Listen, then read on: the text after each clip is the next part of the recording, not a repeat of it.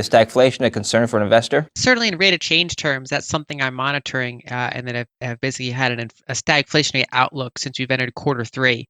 And so basically, if you look at most types of economic growth, they're still positive but decelerating compared to their peak in quarter two, while inflation has obviously ramped up.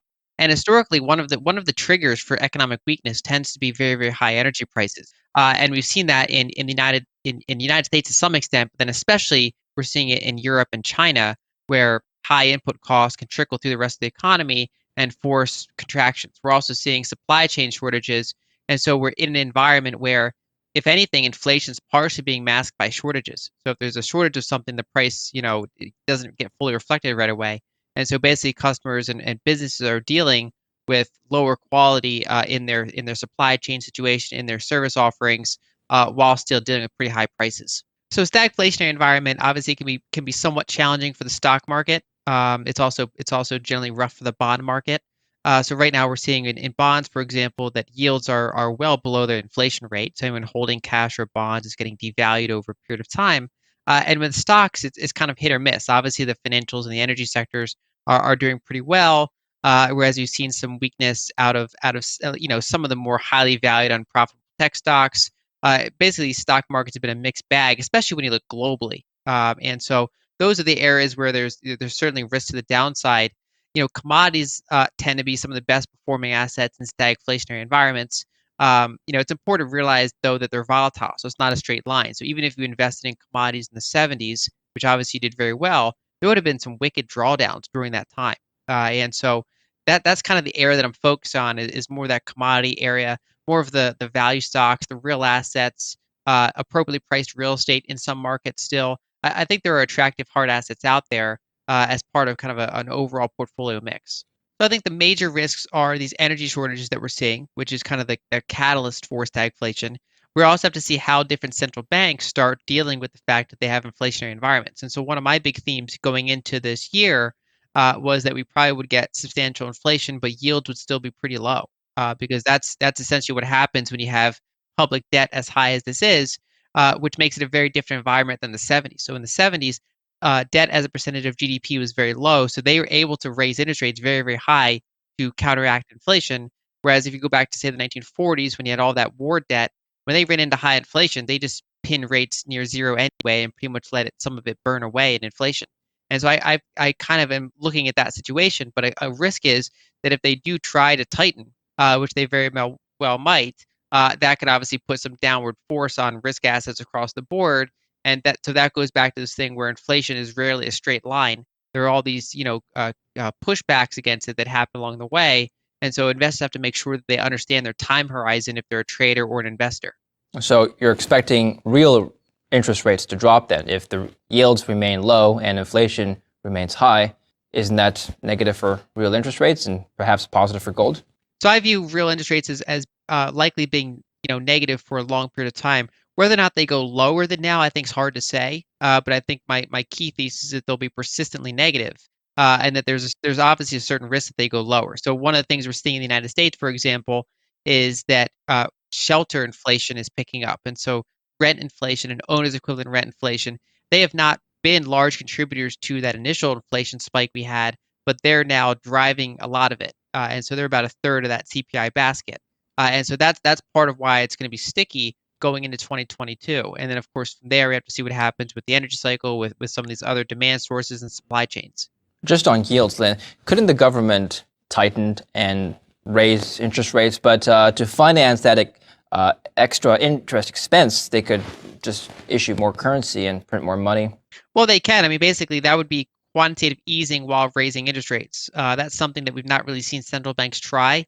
I think that's still somewhat of an inflationary impulse when it's combined with that fiscal spending, because basically you're adding currency to the system without extracting it from the system.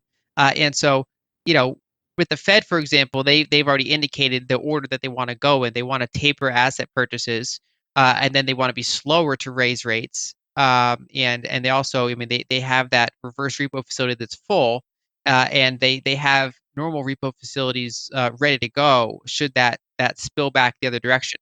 And so they've clearly set a foundation where they want to try to tighten, and yet they still have these buckets to absorb either periods of excess liquidity or insufficient liquidity. And so I think they've designed about as good of a system they can get for at least an attempt at tightening. So at Jackson Hole, Powell described some of the conditions. The conditions for their asset purchase tapering are lower, and so they might have already been met. Just judging by the way they're speaking, we'll know more in the next month or two to see if they have a more tangible tapering plan. Whereas their standards for raising interest rates are very, very high. I mean, Jerome Powell referred to essentially maximum employment before they go down that route. Now that can change. I mean, the Fed doesn't always follow its own forecasts over time, especially as you get rotations in who is in charge of those decisions. But overall, I think the long and short of it is that we're probably going to mirror the 1940s in the sense that even if they do raise rates, it'll be kind of like too little, too late. Like if they start putting in 25 basis point raises into interest rates while inflation is 3, 4, 5, 6%, that's not going to do a lot to quell inflation, I think. So they're basically going to be behind the curve, and a lot of it is by design because with debt as high in the system as it is, they don't really have a lot of options. So if you have a mandate to own bonds, or because you're trying to reduce your volatility of portfolio by owning some bonds, TIPS are kind of like the least bad bonds in this environment. And so the issue with TIPS is that they have lower yields than normal bonds, and actually they have negative yields. And so even though they're indexed to inflation, when you combine it with that negative yield, you're guaranteed to underperform inflation. However, the caveat is that if you get much higher inflation than the treasury market is currently pricing in, then TIPS will do less poorly than normal bonds. And so I do think that, for example, short-term TIPS are a useful allocation, but that there are better volatility inflation hedges if investors are willing to put up with that higher volatility that they come with. Now, TIPS, are they indexed to CPI or are they indexed to inflation expectations from the market? Yeah, they're indexed to headline CPI, Okay. and so, but the way that they're priced is obviously that's where we come up with inflation expectations. So Okay. inflation expectations are based on looking at the yield differential between TIPS and a normal treasury of the same duration. Explain this phenomenon to me, Lynn. I've graphed this myself. The TIP ETF from iShares, I believe.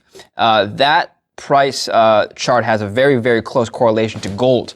In fact, just taking the last 5 years, for example, the correlation coefficient has been 97% according to my calculations. But however, if you take just the gold price versus the CPI, that correlation is much less strong. In fact, it's rather weak.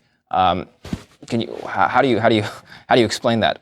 So part of it, I think, is algorithms and financialization. And so gold is basically this investment that we're based on, forward expectations. It has a pretty long kind of duration outlook, you can call it. And so when we look at, say, like short-term inflation, investors don't necessarily rush into gold. Now, I probably would have expected that more would have bought by this point, judging by how high inflation is. But, generally the stronger correlation is with those inflation expectations because that's the same sort of forces that determine how much investors want to allocate to bonds.